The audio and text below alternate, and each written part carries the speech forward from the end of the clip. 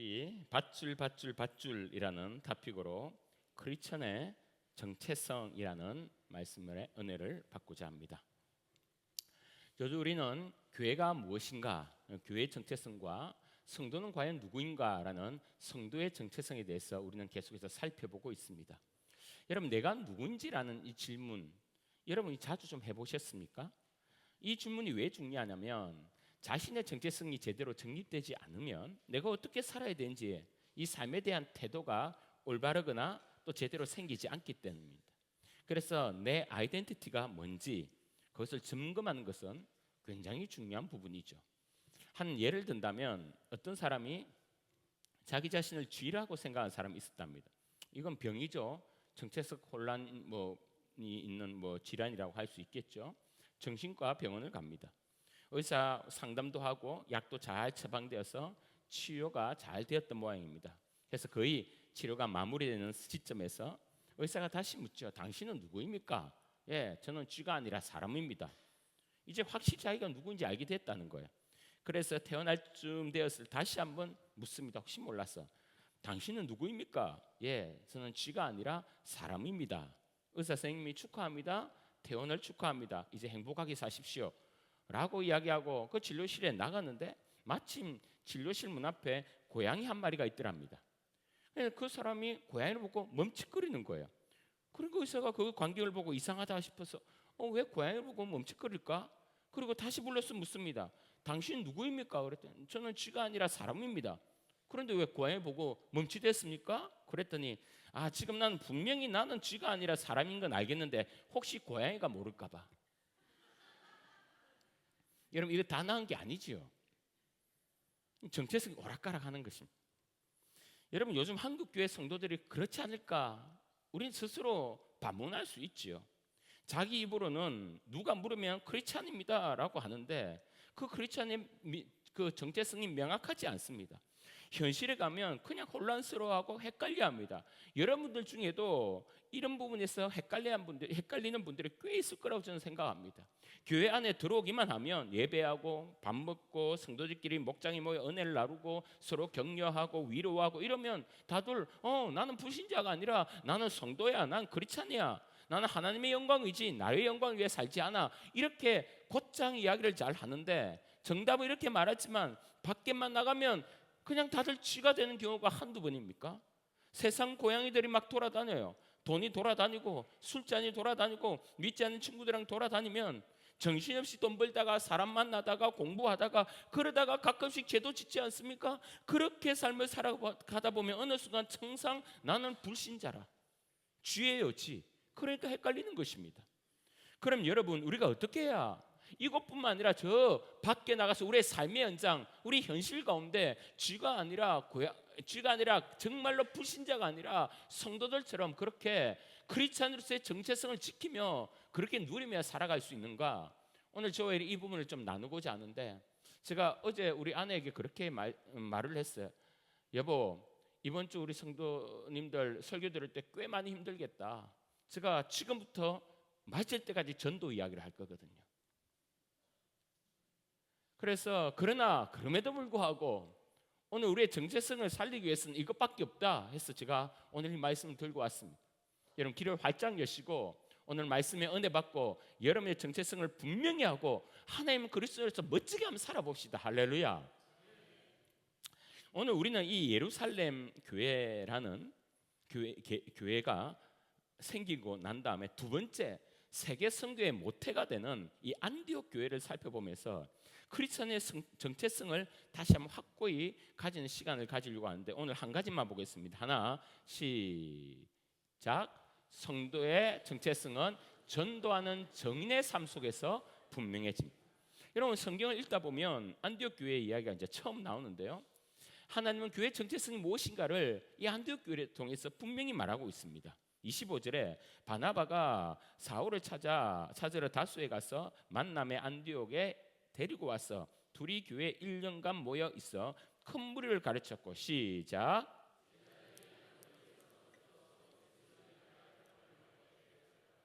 여러분, 처음으로 사람들에게 저 무리들은 그리스도인이다라고 칭함을 받았다는 거예요. 여러분 그럼 아니 여러분 한번 생각해 보십시오. 그리스도인이라는 말은 최초의 교회 예루살렘에서 먼저 나와야 되는 거 아니겠습니까? 근데 왜 안디옥 교회일까? 여러분 예루살렘 교회는 그러면 그 안에 있는 교인들은 크리스찬이 아닙니까? 여러분 그리스도인 크리스찬의 뜻은 무엇입니까?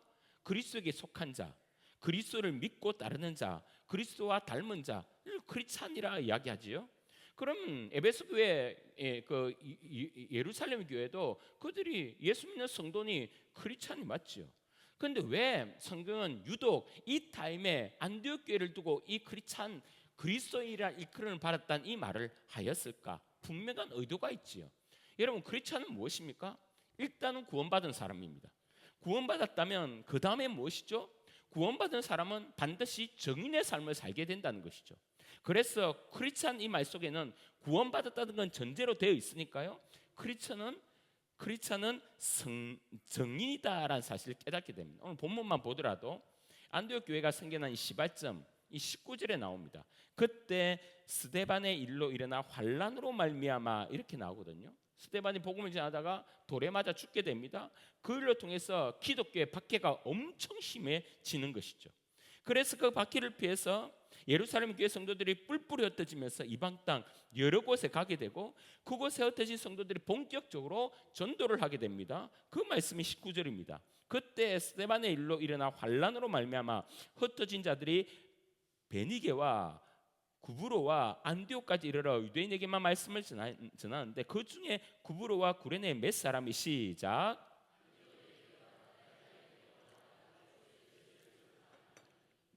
21절 성경 안디옥 교회가 어떻게 생겼냐? 이렇게 생긴 것이 이렇게 만들어진 것이 이렇게 출발한 것이 성도이고 크리스찬이라는 것인데요. 그것이 바로 크리스찬은 예수 믿는 자들이 또한 예수님을 전하는 자들이다라고 이야기합니다. 여러분 한번 돌아가 봅시다. 여러분 제가 설교 첫 부분에서 우리의 정체성이 왜 헷갈리느냐 이런 그렇게 제가 질문했을 때 그 답이 여기 나오죠. 분명 나는 예수님의 십자가의 은혜로 사함 받고 그리스도인이 되었습니다. 얼마나 기쁘고 감사한 일입니까? 그런데 문제는 이 구원의 은혜가 가만히 있다고 지속되지 않는다는 거예요. 물론 하나님의 자녀가 되고 구원받은 자로서의 신분은 변하지 않습니다. 네가 아무리 치라고 생각해도 너는 쥐가 아니야 사람이야 라는 그 사람의 정체성은 바뀌지 않죠. 똑같이 우리가 예수 믿은 그 이후로는 우리의 하나님의 아들이며 우리는 주님의 자녀이며 죽어도 천국 간다는 이 확실한 이 팩트는 바뀌지 않는다는 거예요. 그런데 왜 우리는 크리스찬인지 아닌지 헷갈리느냐? 여기에 답이 나온 것이죠. 크리스찬으로서의 정체성을 지속하기 위해서는 예수님을 전하는 정인의 삶을 살아야 된다는 것입니다. 그래서 성도가 전도하며 살아갈 때 내가 그리스도인이구나, 내가 성도고 크리스찬이구나 라는 것을 더 확실히 분명하게 깨달으며 살아가게 된다는 것이죠. 우리가 착각하는 것이 있는데요, 예수 믿는 사람은 착한 사람이다 이래요. 이 정의가 정말 맞나? 아닌 것 같아요. 안 믿는 사람 중에 착한 사람 수두룩 합니다. 내 주변에 보세요. 교회 안 다니는데 돈 더 잘 빌려주고 밥 더 많이 사주고 내 말 더 잘 들어주고 날 더 편하게 해주고 신호 잘 지키고 법 잘 지키고 남 배려하고. 여러분 이 교회 땅에 없는 사람, 믿지 않는 불신자 이런 사람 꽤 많습니다. 그런데 여러분 성경이 말한 착한 사람은 따로 있는 거예요. 24절에 뭐라고 표현합니까? 바나바는 뭐한 사람이라고요? 착한 사람이다. 성령과 믿음이 충만한 사람이라. 시작. 이에 큰 무리가 죽게 되.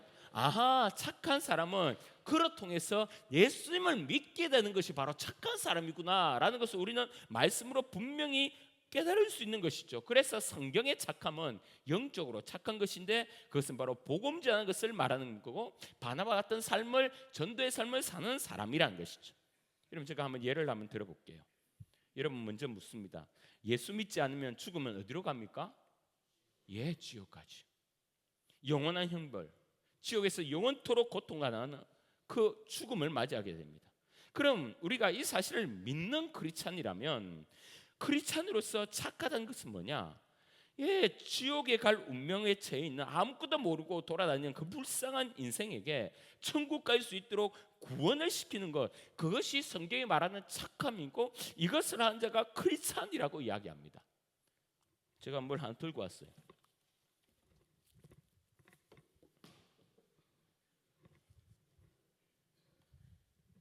밧줄이에요. 보세요, 이 밧줄.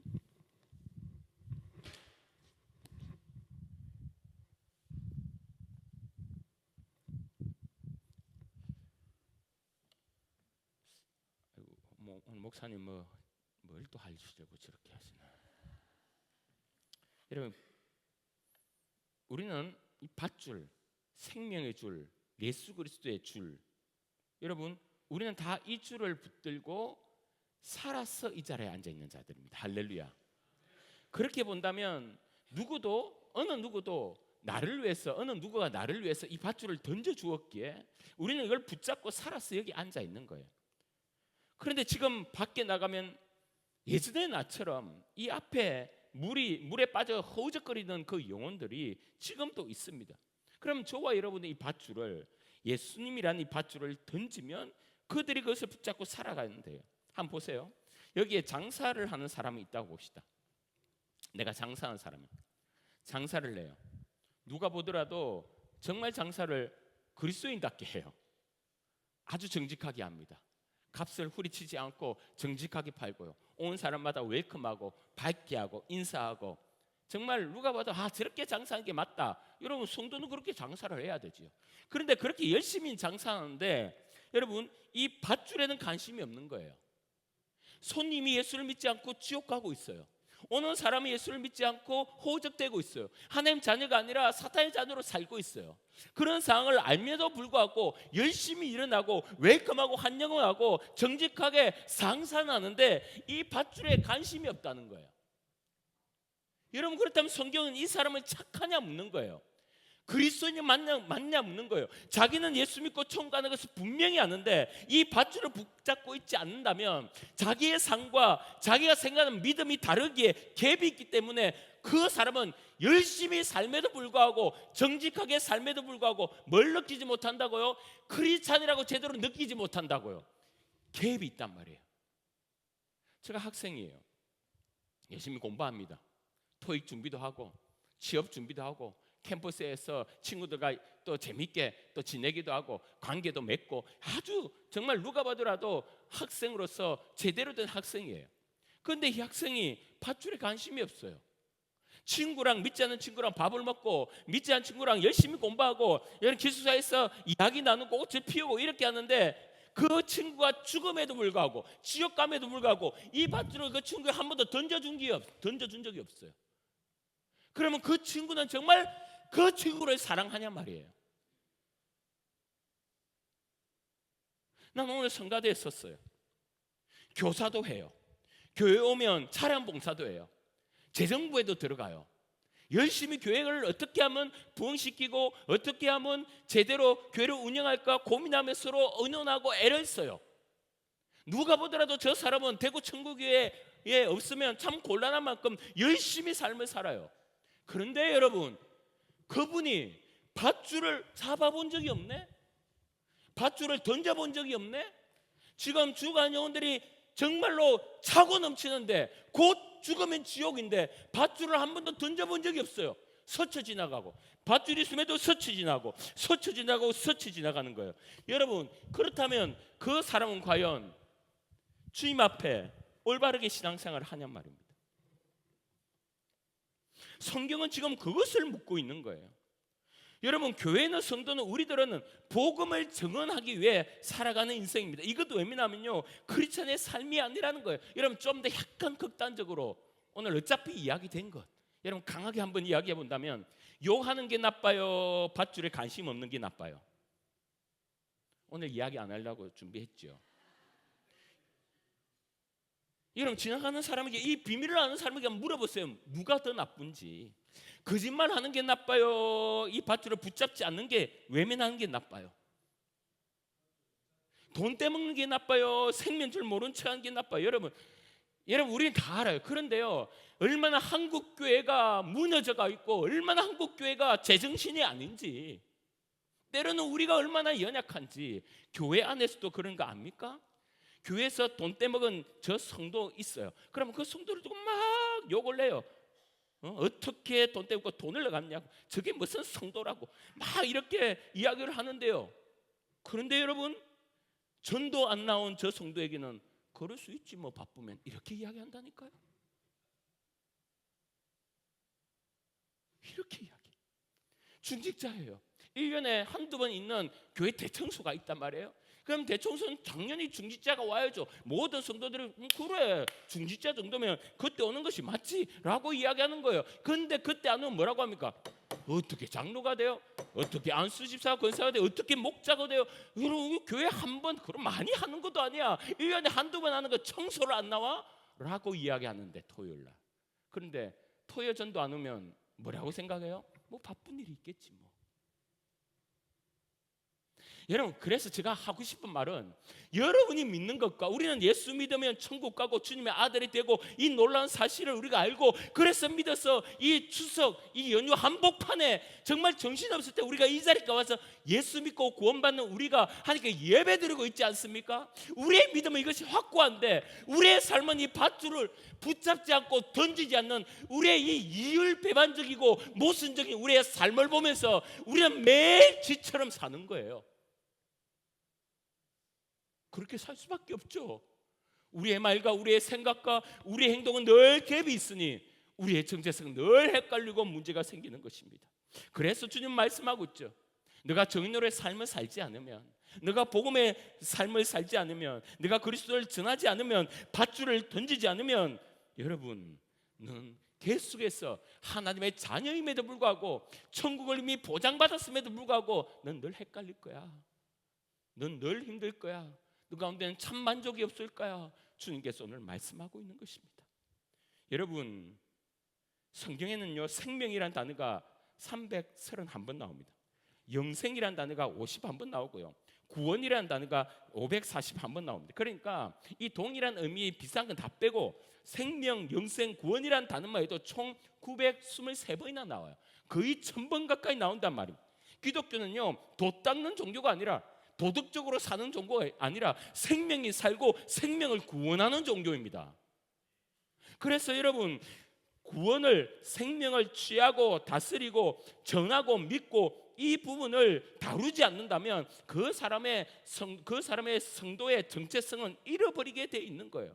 그래서 이 생명을 직감정적으로 여러분이 함께 동참하고 함께 해야만 여러분 삶이 주님 앞에서 그리스도인의 삶을 살아갈 수 있는 것입니다. 할렐루야. 예배만 드리고 성경 공부하고 봉사만 하죠, 점점 영적 꼰대가 됩니다. 영적 바리새이 되는 거예요. 신앙생활을 해도 즐거움과 기쁨이 없습니다. 이게 그 증거거든요. 누가 그래요? 전도한 성도를 보고, 저분은 참 은사가 있어, 전도 은사가 있어, 참 전도 잘하지, 사람 잘 데려오지. 근데 여러분, 성경을 저는 아무리 뒤져봐도 전도를 은사라고 이야기한 적이 없어요. 전도는 사명이거든요. 앞에 물에 빠져 있는데 이거 던지는 게 여러분 은사입니까? 은사가 아니지요.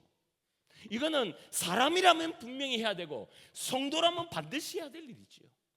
그래서 성경 뭡니까? 때를 얻든지 못 얻든지 복음을 전하라는 겁니다. 그래서 저와 여러분이 크리스찬이라면 학생은 공부하는 이유도, 직장이 돈 버는 이유도, 주부가 자녀를 키우는 이유도, 내가 사업을 하는 이유도, 저 사람을 사귀고 저 친구와 관계하고 이 만남 저 만남을 하는 이유도, 그 어떤 것도 크리스찬은 이 밧줄을 던지기 위한 목적으로 나아가야 됨을 믿으시길 주의 이름으로 축원합니다.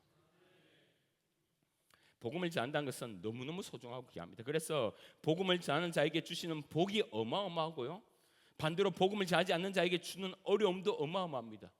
로마서 10장 13절에 이런 말씀이 있습니다. 한번 읽어볼까요? 시작. 누구든지 주의 이름을 부르는 자는 구원을 얻으리로다. 그런즉 그들이 믿지 않은 자를 이를 어찌 부르리요? 듣지 못한 이를 어찌 믿으리요? 전파한 자가 없이 어찌 들으리요? 보내심을 받지 아니하였으면 어찌 전파리요? 기록된 바 시작. 아름답도다 좋은 소식을 전하는 자들의 발이여 한과 같으니. 하나님이 전도한 자들의 발이 아름답다고 이야기하는 거예요. 그러니까 이 말은 전도하는 목적으로 사는 모든 것, 노방 전도를 하든 직장에서 동료에게 전도하기 위해서 밥을 사주든 친구에게 사형리를 읽어주든 사장을 전도하기 위해서 자기가 사원이면 정말 그 회사를 주인처럼 그렇게 일을 하든 모든 것이 전도하기 하는 목적으로 하는 모든 행위는 주님 보시기에 아름답다라고 이야기합니다. 주님이 감탄하는 거예요. 여러분, 주님이 감탄한 일을 하는 그 일에 하나님이 은혜 주시고 복 주시지 않겠습니까? 차고 넘치는 것이죠. 그런데 반대로 주님이 전도에 관심 없는 자에게 무시무시한 경고도 하십니다. 에스겔서 3장 17절에 인자야 시작. 내가 너를 이스라엘 족속에 넌 내 입에 나를 대신하여 굴을 깨우치 증인으로서 전도하라 이 말이죠. 그런데 보세요. 크리스찬이라고 하면서 이것 하지 않으면 18절에 가령 내가 악인에게 말하기를 너는 꼭 죽으리라 할 때 네가 깨우치지 아니하거나 말로 악인에게 일러서 그의 악한 길을 떠나 생명을 구원하게 하지 아니하면 그 악인은 그의 죄악 중에서 죽으려니와 시작. 하나님께서 내가 이 밧줄을 안 던져서 그가 지옥 간다면 그 핏값을 누구에게 찾는다고요? 나에게 찾는다고. 밧줄을 던졌는데 그 사람이 안 잡으면 그것은 우리의 책임이 아니라고 합니다. 그런데 안 던져서 그들이 주님을 믿지 못한다면 그 책임을 우리에게 묻는다는 거예요. 여러분, 저는 오늘 여러분에게 급주려고 하는 말씀이 아닙니다. 저는 오늘 여러분에게 답을 주려고 하는 말씀입니다. 저는 오늘 여러분에게 부담 주려고 하는 말씀이 아닙니다. 저는 오늘 여러분에게 축복을 받으라고 하는 말씀입니다. 제가 복음을 전해보니까 알겠더라고요. 목사도 똑같아요. 정인으로서 복음을 안 전하면요 전도하지 않잖아요. 그러면 내가 정말 크리스찬 맞나? 내가 잘 살고 있나? 이런 생각이 들 때가 있다니까요. 그런데 복음을 전하죠. 그러면 그 보람과 기쁨 말로 표현할 수 없어요. 이 자리에도 제가 여러분 또 복음을 전해서 이 자리에 앉아있는 분들이 꽤 있지 않습니까? 그런데 제가 그분들을 볼 때마다 저 마음이 어떤 줄 압니까? 밥 안 먹어도 배부른단 말이 딱 맞아요. 정말로. 그분이 세례받고 그분이 집사되고 그분이 신앙생활 잘한 모습을 보면요 이것보다 소중하고 귀한 선물을 내가 받은 게 없는 거예요. 목사님, 전도하면 무슨 축복이 있나요? 엄청 축복이 많아요. 하나님 내 삶을 지켜주시면요 삶 가운데 우리가 책감에 매일매일 느끼며 산다니까요. 저도 엄청 축복을 많이 받지요. 주님이 내 삶을 책임진다는 것을 저는 피부로 느끼고 살지요. 제가 목회하는 이 목회도 하나님이 함께하고 계심을 느끼며 하고 있지요.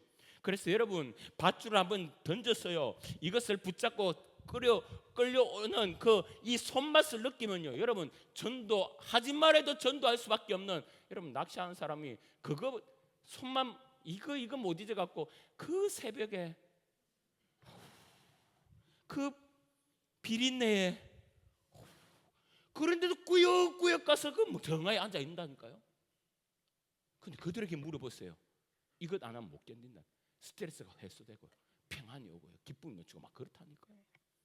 그래서 여러분 전도하면 내가 누구인지, 그래서 내가 하나님 아들이고 하나님 내 편이시고 하나님 나를 얼마나 사랑하시는지 그냥 알게 되는 것입니다. 이런 축복이 있어요. 전도한 자들에게 예수께서 이런 말씀하십니다. 마태복음 10장 9절에 너희 전대에 시작 금이나 은이나 동을 가지지 말고 여행을 위하여 배낭이나 두벌옷이나 신이나 지팡이를 가지지 말라. 이는 일꾼이 자기의 먹을 것을 받는 것이, 이 말은 너가 정인으로 살면 돈 책임진다고 이야기하는 거고, 옷, 신발, 지팡이, 의식주 책임진다고 하시고, 가족, 자녀, 주님이 책임진다고 하는. 여러분 저는요 전도왕이 우울증 걸렸다는 말을 들어본 적이 없어요. 여러분 전도 열심히 한 사람이요 사업이 망했다는 소리를 들어본 적이 없어요. 자식이 빗나갔다는 말을 들어본 적이 없어요. 여러분 수많은 간증을 여러분 우리가 듣는데요 그들이 전도를 통해서 일이 터지고 일이 새롭게 뻗쳐나가고 자녀들이 회복되고 건강이 새롭게 되고 치유가 되고 이런 간증을 우리가 얼마나 많이 들었습니까? 왜요? 하나님이 감탄한 인생을 그냥 두시겠냐 말입니다. 하나님 역사하시지요. 그래서 여러분 주위를 둘러보면 열정적으로 전도한 성도들이요, 그 가정이, 그 직장이, 그 사업이 얼마나 놀라운 역사가 있는지 간증이 차고 넘치는 겁니다. 여러분, 그래서 결국은 뭐냐? 전도하면 그 전도의 현장뿐만 아니라 모든 삶에 하나님이 내 편이고 날 사랑하시고 날 축복하심을 피부로 느끼는 은혜를 매일매일 받는다고 주님 말씀하고 있습니다.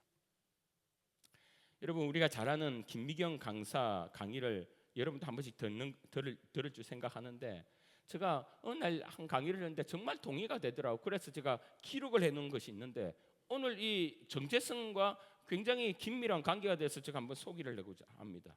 강의를 이렇게 하더라고요. 사람이 60이 되면 좋고 나쁘고를 떠나서 몇 가지 바뀌는 것이 있는데, 그게 뭐냐? 정확하게 딱 한 가지를 이야기하는데요, 60이 되어서 제일 달라지는 것은 삶이 정리가 된답니다. 여러분, 40대 50대 아무리 정리를 해도 그렇게 정리가 안 된다는 거예요. 일단 애는요, 여러분, 애가 지겹고 말 안 듣는다고 애를 버립니까?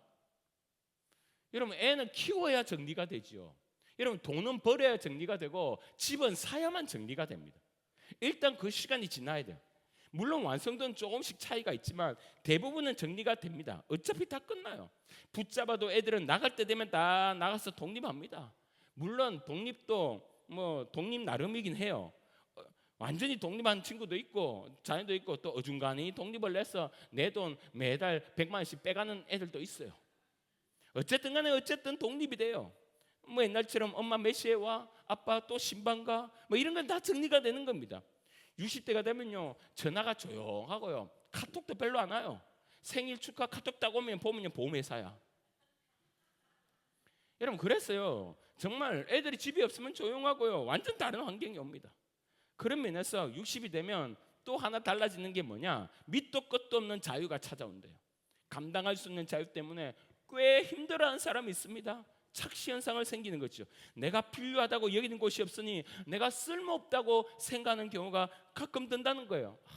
예전에는 요새 뭐해? 이번 주 뭐해? 요즘 회사가 너무 바빠. 새로운 프로젝트 때문에 쉴 수가 없어.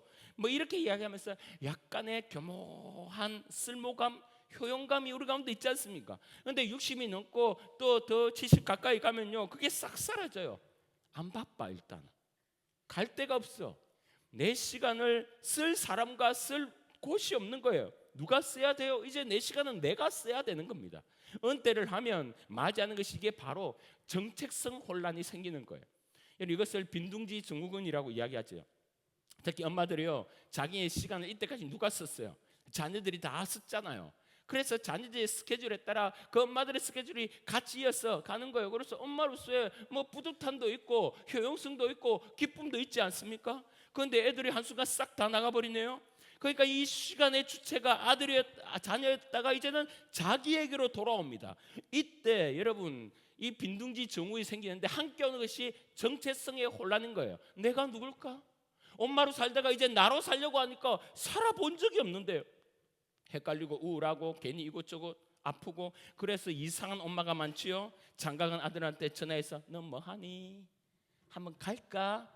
며느리 기급을 하고. 여러분, 이게 믿는 사람들에게도 온다니까요. 불신자들에게 오는 것이 우리에게도 온다니까요. 이게 영적인 현상과 똑같거든요. 예수 믿는 성도는요, 엄마라면 애들 잘 키워야죠. 가장이라면 열심히 일을 해야죠. 학생이라면 공부 누구보다도 최선을 다해야죠. 여러 경험을 해야죠. 그런데 뭡니까? 그것이 정체성이라면, 엄마가, 학생이, 또 자녀가, 직장이, 사업가가 내 명함에 쓰이는 것이 나의 정체성이라면, 너는 그건 언젠가는 멈추게 되고, 그 멈춤을 통해서 우리는 대혼란에 빠지게 됩니다. 여러분, 크리스찬이 그것을 정체성으로 삼다면 큰 문제가 생기는 것이죠. 여러분, 예수 믿는 성도는 절대 멈추지 않고, 아니 내 호흡이 끝날 때까지 해야 될 사명이 있는데, 그 사명이 바로 이것은 정리되는 게 아닌 거예요. 천국 갈 때까지 이루어지는 거예요. 은퇴도 없어요. 멈추지도 않아요. 그것이 바로 정인의 삶인 것입니다. 그것이 전도자의 삶인 거예요. 저도 목사이지만 여러분, 저도 은퇴가 있어요. 저도 정년이 있단 말입니다. 정년이 되면 저는 이 강단에 못 서요. 목사 못하고 아무도 날 불러주지 않을 것입니다. 그럼 저도 정체성이 올까요? 정체성의 혼란이요? 올 수도 있고 안 올 수도 있죠. 그럼 저는 뭘 해야 되냐? 저는 목사 이전의 크리스찬입니다. 크리스찬은 예수님을 믿는 자이고 또 예수님을 증언하는 자입니다. 그럼 제가 지금처럼 이웃들에게 아니 더 열심히 시남동에서 가는 곳마다 전하는 정인의 삶을 살게 된다면 저는 정체성 혼란이 일어나지 않겠지요. 담임 목사님 그만둔다고 제가 쥐가 되지 않지 않습니까? 그래서 제가 지금 이 시간에 목사임에도 불구하고 불신자처럼 쥐새끼처럼 살지 않는 유일한 길은 제가 밖에 나가서 죽은 영혼들에게 복음을 전하는 그 길 하나밖에 없는 거예요. 그래야만 정체성이 없는 거예요. 여러분 목사들도요, 여러분 얼마나 업다운이 심한지 모르지요. 여러분 저 동기들과 만날 때 얼마나 업다운이 심한 동기들을 많이 만나요. 그런데 가만히 보면요, 정체성의 혼란이 있어요. 저는 알거든요. 말씀을 전하고 여러분 목회를 하면서 이것으로만 멈추면 왔다 갔다 오락가락 하거든요. 나도 나가서, 우리도 나가서, 목사님에도 나가서 복음을 전해야만 우리도 내가 그리스도이지 않은 이 놀라운 은혜를, 차고 넘치는 은혜를 내가 누리며 살 수 있거든요. 할렐루야. 그래서 우리에겐 기쁨이 있어요. 무슨 기쁨인 줄 압니까? 이건 은퇴가 없어요. 못 전할 장수도 없고 못 전할 시간도 없고 못 전할 상태도 없으니 이것만큼 우리 크리스찬의 정체성을 주는 것이 뭐가 있겠습니까? 그러니까 제가 전도하니까 누군 그래요. 목사님 집만 마련하면 그때부터 본격적으로 전도할게요.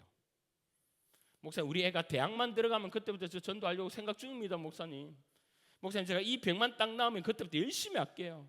목사님 취업만 하면, 학교에 합격만 하면, 목사님 내 손주가 조금만 더 크면 그때부터 내가 제대로 전도할게요. 돼요 안 돼요? 안 돼요. 그래서 주님이 때를 넣든지 못든지 복음을 전하라고 하는 것입니다. 지금부터 여러분의 정체성을 드러냈어요. 당신이 직장인입니까? 그럼 직장에서. 당신이 지금 환자입니까? 그럼 병원에서. 당신이 공부하는 학생입니까? 그러면 캠퍼스에서. 장사합니까? 가게에서. 학부모입니까? 학부모들에게. 그 강사분이 이렇게 이야기를 하더라고요. 60이 되면 그때 뭘 하겠다, 은퇴하면 뭘 하겠다, 이거 다 뻥이랍니다. 마음에 있지 거의 불가능하대요. 이 말은 운동성이란 말을 풀어가더라고요. 이런 운동성은 뭡니까? 움직이는 힘으로 움직이는 걸 운동성이라는 거예요. 그래서 공부도 사회생활도 취미도 인간관계 다 운동성이라는 거예요. 이러면 40, 50대 사람을 전혀 안 만나고 집에만 있고 어느 모임에도 안 나고 일도 운동도 안 하고 공부도 안 하고 그랬던 분이 60에 갑자기 움직일 것 같습니까? 못 움직여요. 이게 큰일 난다니까요. 나 60이 되면 시간이 좀 생기면 그때부터 헬스장 가서 헬스하고 근육을 키워야지. 여러분 그런 분이 60대면요 여러분 대부분요 이불 깔고 눕습니다. 소파에 본드처럼 딱 앉아 있는다니까요. 그래서 60, 70대 되게 건강하고 되게 매력이 넘치게 살려면요 40대, 50대 매력 있게 살아가야 됩니다. 40대, 50대 라이프 스타일이 60대 그대로 가요. 40대 운동성 그대로 운동 갑니다. 40, 50대 책 읽은 사람이 60대면 책을 읽고요. 40, 50대 취미생활 잘했던 사람이 60대면 또 다른 취미를 가지고요. 40, 50대요 해외여행 가고 어학 연수를 하고 뭐 이랬던 언어도 배우고 이런 사람이요 60대면 세계 여행을 가는 거예요. 근데 내가 60대면 그때부터 비행기 타고 여행 가자.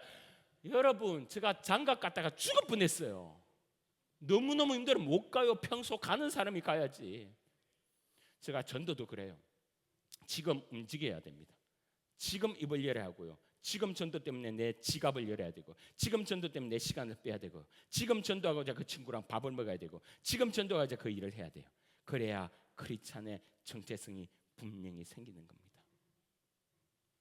여러분 사실 복음은 죽어서 천국이라는 운명이 바뀐 축복이지만 그것 못지않게 이 땅을 살면서 하나님이 내 아버지로 삼아서 살아가는 축복이 있습니다. 영접 안 잡고 그 이름 믿는 자에게는 하나님의 자녀가 되는 권세를 주셨습니다. 수원 하나교회를 섬기는 김성준 목사님의 이야기입니다. 그지만 대대로 수학자 집안인데 아버지는 서울대 수학과 교수이고요. 자기도 서울대 수학과로 들어갔답니다. 목사님이 그 모든 수험생의 꿈인 이 서울대에 들어갔으니 이러면 그분의 말로는 6개월은 너무너무 좋더랍니다. 그런데 조금 지나자 여러분 다들 공부벌레만 거기에 모인 것 아닙니까? 그래 가니까 자기가 평범하더랍니다. 이때까지 평범이란 걸 경험하지 못하다가 다 공부 잘한다고 치켜 세우는 그런 중학교 고등학교 생활을 하다가 평범이라는 것을 경험하니까 여러분 이거 못 견디겠더랍니다. 난생 처음 희한한 등수도 받아보고 그 당시 1980년대 민주화 이 복잡한 민주화 운동 한복판에서 갈등을 하면서 그러니까 에라이 모르겠다 실컷 놀아보자고 주구장창 1년간 놀았답니다. 근데 1년간 노니까 그것도 재미가 없더랍니다. 그러면서 인생의 허무함을 맛보게 되는데요. 갑자기 이런 생각이 들더라요. 자기가 그렇게 수년을 그렇게 열심히 공부하고 자기가 서울대라는 것을 이렇게 들어가서 이 행복이 정말로 넘치고 행복할 것만 같은 순간에 지속돼야 되는 것이 분명한데 그 약발이 6개월밖에 가지 않는다면 과연 나중에 내가 무엇을 이루고 성취한다고 무슨 의미가 있을까? 이 생각을 하면 할수록 허무감이 얼마나 밀려들어오는지 괴로워 견딜 수가 없더랍니다. 그런 가운데 한 선배가 찾아와서 자기에게 복음을 전합니다. 사실 그때 기분이 좀 나빴대요. 내가 신앙은 제대로 없지만 모태 신앙이었거든요. 근데 얼마나 안 믿어 보였으면 자기에게 밧줄을 베면서 이렇게 예수 믿으라고 자존심 상하고 이랬던 모양입니다. 그때 그 밤에 이제 집에 가서 이런 기도를 드립니다. 하나님, 솔직히 당신이 있는지 없는지 모르겠습니다. 뭐 예수님을 제대로 안 믿었다 이런 거겠죠. 그런데 지금 난 당신이 필요합니다. 정말 당신이 계시면 날 만나 주십시오. 그 기도를 하는데 그 끝에 갑자기 눈물이 왈칵 쏟아지면서 뭔가 작은 빛이 자기의 가슴으로 들어온 것을 느낍니다. 그리고 잠이 들었는데 그 다음날 일어나니까요 세상이 달라졌어요. 그렇구나, 창조주 하나님이 계시구나, 날 향한 하나님의 계획이 있구나, 내가 왜 이렇게 허무한지 이제 알겠구나, 하나님이 계신 것 몰라서 그렇겠구나, 그런 것이었구나. 그때 자기는 크리스찬이 되었다고 이야기합니다. 그러면서 한 6개월은요 이 자기가 구원받으면 얼마나 감사한지 울고 다녔다는 거예요. 하나님이 나의 아버지란 사실이 너무 감격스럽고, 길 가다가 하나만 보면 눈물이 나오고, 여러분 새소리만 들어도 감격스럽고, 나만 봐도 아름답고, 뭐 공부는 얼마나 잘 되는지 6개월을 그렇게 다니다가 결국은 주님께 서원을 합니다. 주님, 내가 이제 주의 길을 가겠습니다. 주의 길을 살겠습니다. 그리고 나서 나중에 유학을 했어요. 수학 박사 학위를 받으려고 하는데 하루는 몸이 너무 아파서 외국에서 병원을 갔어요. 그러니까 간이 망가졌다고 합니다. 몇 년 후에 죽는다는 거예요. 불안해서 잠이 옵니까? 그래서 기도를 합니다. 기도 끝에 이런 감동을 주님 주시더래요. 내가 평안히 눕고 자기도 하려니, 이 말씀 주시면서 네가 죽고 사는 거 간 때문에 결코 그렇지 않아. 간에 달린 것이 아니라 내 손에 너의 죽고 삶이 달린 거야. 넌 간 때문에 절대 죽지 않을 거야. 그런 말씀을 받은 거예요. 이 말을 듣고 정말 재미있었던 것이 수십 년이 지난 지금도 50대 이제 중후반 되어 가면요, 이런 건강 검진하면 이것저것 고장이 나지 않습니까? 혈압도 좀 올라가 있고 뭐 콜레스테롤도 좀 높고 이리저리 높은데 신기하게도 간 수치만 늘 정상이랍니다. 아, 나는 간으로는 죽지 않겠구나. 그리고는 박사를 하기를 따고 그 안에 또 간증들이 꽤 많은데요. 그리고 나서 한국에 돌아옵니다. 3년간 한국에 있다가 선교사라고 가기로 이제 결정을 하고 있는데, 근데 미국에 있을 때 함께 잘 알던 목사님이 한국에 와서 개척을 한다는 소리를 듣고 자기가 도와달라고 이제 요청을 받았어요. 뭐 3년간 도우다가 선교로 가면 되겠다 하면 이제 갔는데요. 근데 얼마 있지도 않아 그 목사님 미국에 돌아가야 된다고 본인 보고 이 교회를 맡아달라는 거예요. 그래서 성도님들도 좀 맡아달라고 또 부탁을 하는 거예요. 그래서 자기는 한국 목회에 1도 관심이 없는데, 그도 그럴 것이 그 목사님이 지독한 말더듬이었답니다. 학창 시절부터 그때까지 말을 하면요 말을 더듬고 놀림도 엄청 받았고, 그러니까 앞에서 이야기한다는 것은 엄두도 못 내고 말 한마디도 못했다는 거예요. 그러니까 어떻게 목회를 하겠습니까? 아니라고, 나는 한국 목회 1도 생각해 본 적이 없다고, 또 알지 않냐고, 내가 너무 심한 말더듬이어서 앞에서 설교한다 생각도 못 한다고. 그래도 뭐 성도님들 기도 한번 하라고 한 거예요. 기도원에 갑니다. 하나님, 정말 나를 목회자로 삼으신다면 그냥 감동 말고 정말로 제가 입이 쩍 벌어질 만큼 확실한 뭔가를 보여주십시오 라고 기도를 합니다. 3일째 되는 날 자기 생애 처음으로 초자연적인 하나님의 음성을 듣는데요, 귀로 들리는 것이 아니라 귀보다 더 선명하게 들리는데 이렇게 말씀하시더랍니다. 너가 선교지로 들어가는 것이 내 사명이 아니고, 너는 청년들을 도와서 그들을 훈련시키고 너는 그들을 하나님의 사람으로 만드는 목회가 내 사명이다 라고 말씀하는 겁니다. 이런 말씀을 어떻게 순종하지 않을 수 있습니까? 순종했지요. 목회를 시작합니다. 그런데 문제는 뭐죠? 설교죠.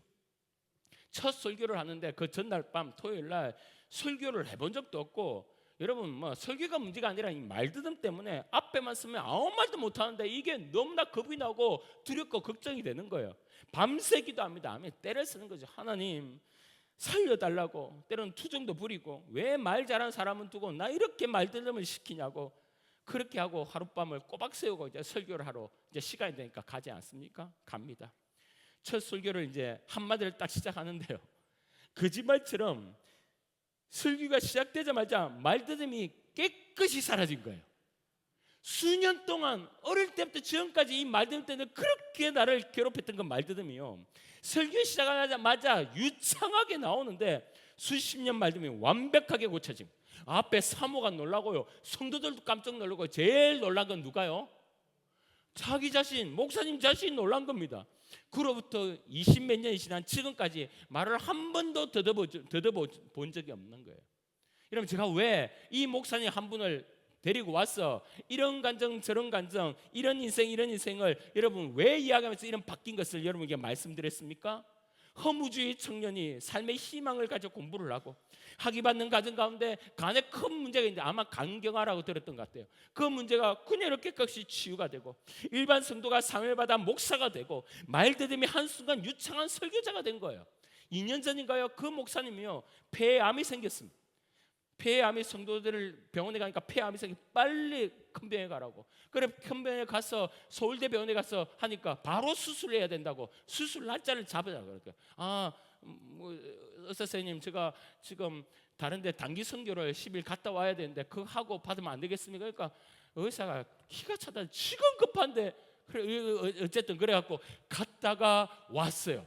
갔다가 와서 수술 받으려고 재검사를 했는데 없어져 버렸네. 전도하러 갔다 오니까요, 없어져 버렸네. 여러분, 예수님을 믿으면요, 하나님이 누가 된다고요? 내 아버지가 된다고요. 그 창조주 하나님이 지금 우리의 우주를 돌리시는 그 하나님이 내 아버지가 된다고요. 그래서 내 삶을 인도하고 계십니다. 여러분, 이거는 목사님뿐만 아니라 크리스찬이면 모두가 경험하고, 여러분 모양만 다르고 여러분 또 다른 경험만 다르지, 하나님이 내 아버지 되셔서 나의 삶을 인도하신다는 것을 우리가 다 느끼며 사는 거예요. 그래서 성도는요, 두려움이 없어요. 할렐루야. 걱정과 염려가 없어요. 할렐루야. 천국은 말할 것도 없고요, 우리의 삶 가운데 축복이 흘러 넘쳐요. 할렐루야. 그런데 왜 우리가 이걸 믿지 못하고, 왜 이거 우리가 누리지 못합니까? 주님께서 말씀하시잖아요. 너의 정체성이 오락가락 하기 때문이야.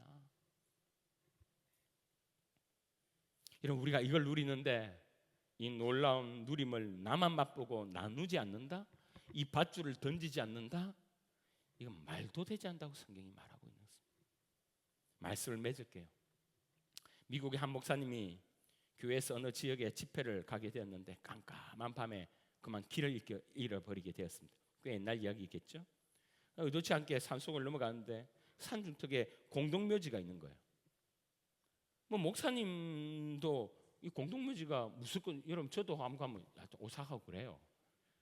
그래서 눈을 이제 무서워하는데 눈을 찔끔 감고 총총걸음으로 이제 공동묘지를 빨리 지나가려고 막 하는데요, 갑자기 소리가 들리는 거예요. 놀라가지고 귀신아 물러가라 막 대습기도 하고, 뭐 나중에 정신 하나도 없는 겁니다. 자기 신부도 아닌데 막 이렇게 막 끄면서 막 정신이 없는 거예요. 그런데 계속 그 소리가 들리니까 실눈을 탁 뜨고 이게 뭔가 싶어서 자세히 보니까 이상한 줄이 휙휙휙 움직이는데, 더 자세히 보니까 한 어린 아이가 줄넘기를 하면서 무덤 사이를 막 뛰어가고 있는 거예요. 목사님이, 야 아이야, 너 지금 뭐 하고 있니? 무덤 무섭지 않니? 그렇게 물으니까 그 아이가 해맑게 웃으면서 이렇게 이야기합니다. 저 안 무서운데요, 우리 아빠가 이 공동묘지 관리인이에요. 아빠가 요새 직장인 아빠가 함께 있으니까요, 두렵지 않는 거예요. 여러분 보세요, 아빠 없는 어른은 무서워하는 그것을 아빠 있는 아이는 놀고 있습니다. 아빠 없는 목사는 공포의 자리였는데 아빠 있는 어린아이는 그것이 놀이터인 거예요. 여러분 아빠 있습니까? 여러분의 진정한 아빠는 누구십니까? 하나님이시죠. 그러면 여러분, 우리에게 아빠가 있다면, 그것이 믿어진다면, 그것이 확고하다면, 공동묘지 같던 우리의 무서움을 주는 우리의 삶의 현장 가운데, 여러분 직장 생활하면 얼마나 무섭습니까? 언제 잘릴지 모르는데요. 여러분 사업을 하면 얼마나 무섭습니까? 요즘에 더 언제 망할지 모르는데요. 우리가 자녀를 키울 때마다 순간순간 무서움이 오지요. 문제가 터질 때마다, 우리 자녀가 애먹일 때마다, 그 인생을 우리가 책임지지 못하는 것을 우리가 알 때마다 우리는 자녀를 키우면서 무서움을 느낍니다. 그런데 여러분 주님 말씀하는 거예요. 아빠를 하나님으로 모신 성도는 그렇지 않아. 내 삶은 놀이터가 될 거야. 여기도 놀이터, 저기도 놀이터, 일터도 그렇고 장사도 놀이터야. 학교도 놀이터고 가정도 놀이터야. 시험도 놀이터고 삶도 놀이터야. 여러분 삶이 모두가 놀이터 되기를 주의 이름으로 축원합니다. 저 밖에 지금 떨고 있어요. 주님이 없으니, 하나님이 없으니 떨 수밖에 없지요. 여러분, 그들에게 우리는 오늘도 뭘 해야 되느냐? 이런 밧줄 들고 이렇게 던져야 돼요. 이 밧줄을 전해야 돼요. 우리 구중회 장로님 나오세요. 어디 계세요? 빨리 나오세요. 우리 선임 장로에게 제가 여러분 대표해서 나와주셨어요. 제가 오늘 밧줄 이야기 엄청 했어요. 여쭤 보세요. 넥타이도 멋지고. 저는 간절한 마음으로 여러분들에게 이 밧줄을 드려요. 몇몇이 뛰는 게 아니라, 우리 연약하잖아요. 전도만큼 힘든 게 어디 있어요, 사실은. 저도 전도 가는 그 직전까지 어떻게 있는 걸 좀 보여줘야 되는데, 직전까지 목양실에서 갈까 말까 주여 이래가 온다니까. 이래가 나간다니까요. 저라고 무슨 전도할 때 날개 달고 이렇게 막 헤헤 이러면서 가는 줄 알아요? 아니요. 고민스러워요. 저 사람의 눈빛 알아요. 저를 배척할 것도 알아요. 저를 또 이상하게 볼 것도 알아요. 그럼에도 불구하고 예수 믿는 정체성은 이것이니, 우리 모두가 이것 주님이 가장 기뻐하는 일이니, 내가 믿는 예수가 진짜라면, 믿지 않으면 지옥임을 우리가 아니, 오늘도 일어서서 가는데 혼자 힘들거든요. 그래서 우리가 다 같이 가자고요. 우리 장로님에게 이거 밧줄을 집에 가지지 말고 받고 내한테 주세요. 또 밧줄을 제가 드릴 거예요.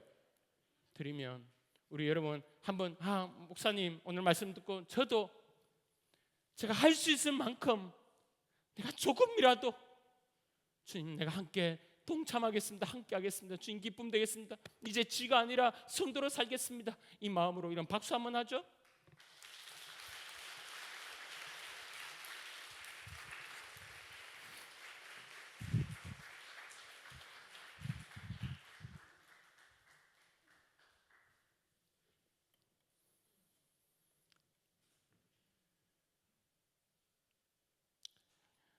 목사님, 지금 추석인데 머리 터질 게 한두 개인데 지금 오늘 이렇게 친딱 전도 이야기하고 보내보면 어찌합니까 주님? 주님 여러분 상황 다 아시고, 여러분 기질 다 아시고, 여러분 처지 다 아세요. 여러분에 맞게 하나님께서 감동 주시고 역사하실 거예요. 걱정하지 마세요. 하나님 주시면 다 할 수 있고 은혜 가운데 있을 겁니다. 오늘 우리 찬양하면서 하나님께 나아가기 원합니다.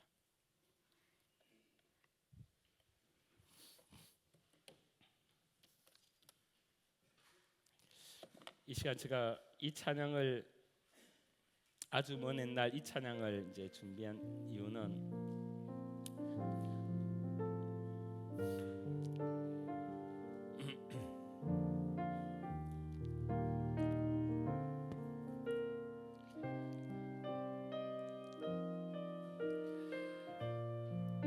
우리가 볼 때 이제 우리 옆에 있는 분도 그렇고, 우리가 오늘 또 가야 추석 가서 또 믿지 않는 가족들을 볼 때도 그렇고, 직장에 사랑하는 동료들을 볼 때도 그렇고 우리 가운데 믿음이 있어요. 어떤 믿음이냐면 저분이 내 옆에 붙여줬다면 그분은 하나님께서 내게 보내신 선물이다. 그래서 주님, 제가 주님이 그 무엇보다도 사랑하는 당신에게 하나님의 계획이 있음을 내가 알고 복음 전하겠습니다. 주님, 그들을 축복하소서. 여러분, 우리가 복음 전하는 그 대상자들을 한번 생각하면서 또 이곳에 왔지만 어느 순간 보이지 않는 우리 믿음의 또 우리 성도들을 생각하면서 주여 그들을 축복합니다. 또 혹시 여러분 믿지 않는 자녀가 있습니까? 아직 주님을 인격적으로 만나지 못한 자녀가 있습니까? 우리 부모가 있습니까? 내 사랑하는 피부치 형제가 있습니까? 그들에게 오늘 여러분 이건 영적인 싸움인 걸 우리가 알지요. 그래서 그들에게 우리가 전합시다. 지금 우리가 찬양으로 하나님 그들에게 계획이 있음을 믿습니다. 주님, 내가 이곳에서 축복합니다. 하나님 역사해 달라고. 이 시간 우리 다 같이 아주 먼 옛날 하늘에서는 당신을 향한 계획이 있었죠. 우리 박수 치시면서 기쁨으로 찬양합니다 하겠습니다. 아주 먼 옛날 하늘에서 당신을 향한 계획이 있었죠. 하나님께서 바라보시고 좋았더라고 말씀하셨네. 이 세상 그 무엇보다 귀하게 나의 손으로 창조하였노라. 내가 너로 인하여 기뻐하노라. 내가 너를 사랑하노라. 아멘. 사랑해요. 그들에게 축복합니다. 아멘. 축복해요.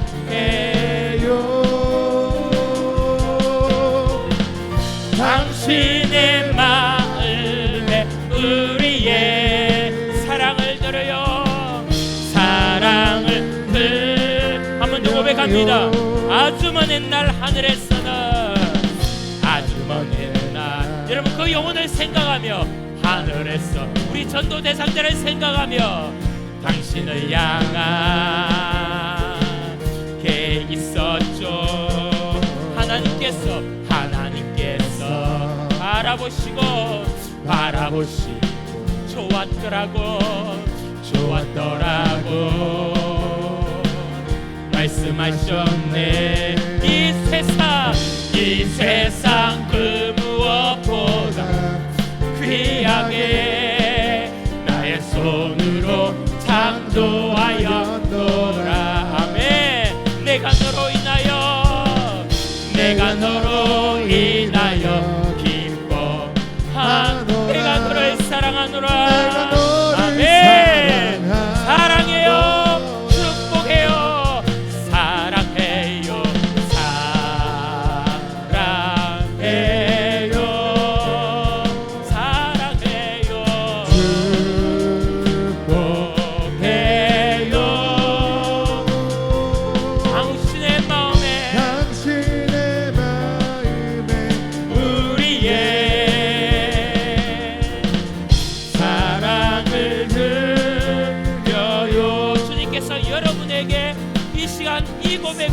여러분 스스로에게 하길 원합니다.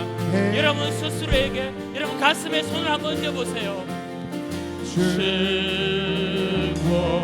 주님이 여러분의 사정과 여러분의 아픔과 여러분의 현실을 다 알고 계세요. 당신의 마음에 우리의 사랑을 이 세상 그 무엇보다 귀하게 주님이 이 세상 그 무엇보다 귀하게 여러분을 주님이 사랑하세요. 나의 손으로 창조하였노라. 주님이 여러분으로 인해서 내가 너로 인하여 기뻐하노라. 내가 너의 아버지 되어줄게라고 말씀합니다. 아멘. 사랑해요.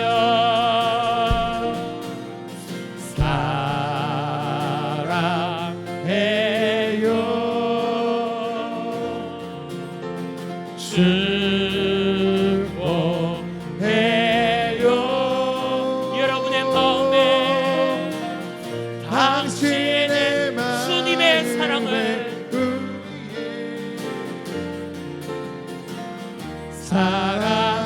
드려요. 이제 우리 한번 기도합시다. 하나님 앞에, 하나님, 우리의 정체성이 때로는 혼란하며 헷갈릴 때가 있습니다. 오늘 주의 말씀을 들어보니 그 이유를 깨닫습니다. 하나님이 나의 아버지시고 나를 위해 죽으시고 내가 그분의 자녀 되어 주님, 나는 행복하고 기쁘고 죽어도 천국 가는 운명으로 주님 주신 평안으로 살고 있는데, 주님, 내 사랑하는 그 누구는 아직도 믿지 않으므로 힘들어하고 괴로워하며 그 운명이 주님 저 지옥임을 아는데, 주여 저 가운데 은혜 주셔서 주의 사랑으로 그들에게 복음 전하고 주의 사랑으로 하나님 앞에서 그들을 품고 사랑하며 결국에는 주님, 나의 손이 생명줄을 붙들고 그들에게 전할 수 있도록 역사하여 달라고. 특별히 여러분 가정 가운데 믿지 않는 부모님 있지 않습니까? 나의 자녀가 아직도 주님을 인격적으로 만나지 못했습니까? 내 형제가 주님을 알지 못합니까? 내 사랑하는 이웃들이 주님을 외면하고 있습니까? 주여, 우리 가운데 이 믿는 놀라운 축복이 그들 가운데도 전달되길 원합니다. 주여, 역사하시고 인도해달라고. 나를 주의 복음의 잔, 복음의 일꾼으로 나를 삼아달라고. 그래서 우리가 하나님 앞에 영광 돌리는 그런 하나님의 기뻐하는 인생 되게 해달라고. 우리 다 같이 한번 나는 알 수 없으니 성령이 역사해달라고. 우리 다 같이 한번 주여 부르며 나갑니다. 주여, 주여,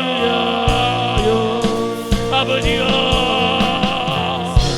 성령 하나님 오셔서 나를 붙들어주시고 아버지 역사해 주시고 인도하여 주셔서 아버지께서 내가 그리스도인이며 내가 그리스도 않으며 내가 예수 믿고 누리는 수많은 것들이 있음에도 불구하고 아버지 여전히 나는 남아, 여전히 나는 내 생각과 아버지 내 주제의 복음을 자지 않고 아버지 내 말씀을 자지 않으며 모든 생명들을 던지지 않는 나의 아버지 연약함을 불쌍히 여주시고 아버지께서 우리가 때로는 듣지 못한 전도하는 삶 되게 하여 주시고 믿지 않는 오늘에게 생명들을 던져 그들을 구원하며 하나님께 기쁨되며 아버지에게도 주님과 전도의 축복을 누리는 우리 모두가 될 수 있도록 역사하여 주시옵소서. 아버지께서 주님 특별히 가정 가운데 믿지 않는 부모와 자녀와 형제들이 있다면 아버지로 주께서 예수 믿게 하시고 역사하시고 도우시고 인도하여 주시고 아멘, 아멘, 아멘. 사랑의 주님, 은혜를 감사합니다. 오늘 우리가 참 신앙생활을 하면서 늘 마음 한곁에 짐으로 돌로 주님 부담으로 여겨 있는 이 전도가, 이 정인의 삶이 주여 이 삶을 주님이 누리고 살아야 된다고 말씀함에도 불구하고 우린 여전히 이것을 내 한켠에 묶어만 두고 주님 이것을 나누며 살지 않았던 우리의 죄악을 용서하여 주시고 우리가 전도하며 살면 수많은 축복들과 은혜들과 나의 온전한 정체성이 우리 가운데 혼란이 없음에도 불구하고 그렇게 살지 못한 우리의 모든 연약함을 불쌍히 여주시고 주여 우리가 손에 손을 잡고 우리 대우 천국교회가 전도하는 교회, 생명 살리는 교회, 그래서 크리스찬으로서의 정체성이 주님 확고하며 우리가 누린 그 놀라운 축복을 믿지 않는 영혼들에게 나누어주는 놀라운 역사가 있도록 도와주시옵소서. 사랑해 주님, 특별히 추석을 맞이하여 믿지 않는 가족들 있습니다. 부모 있습니다. 형제 있습니다. 멀리서 한 번씩가 그들에게 온전히 전도하지 못하는 상황이 있습니다. 하나님, 우리가 이 시간 기도하오니 주여 그들에게 전도자를 붙여주시고 복음 전한 자를 붙여주시고 영혼의 갈급한 자를 붙여주셔서 주님 그들을 통해 전도받고 그곳에서 구원받고 예배 참석하며 새로운 영혼 될 수 있도록 역사하여 주시옵소서. 그러기 위해 우리는 이곳에서 복음 전하며 이곳에서 주의 영광 위에 살아가는 하나님 백성 될 수 있도록 인도하여 주시옵소서. 하나님, 주님이 나의 아버짐을 믿습니다. 공동묘지같이 우리를 두렵게 하는 수많은 일들이 우리의 삶을 스쳐갑니다.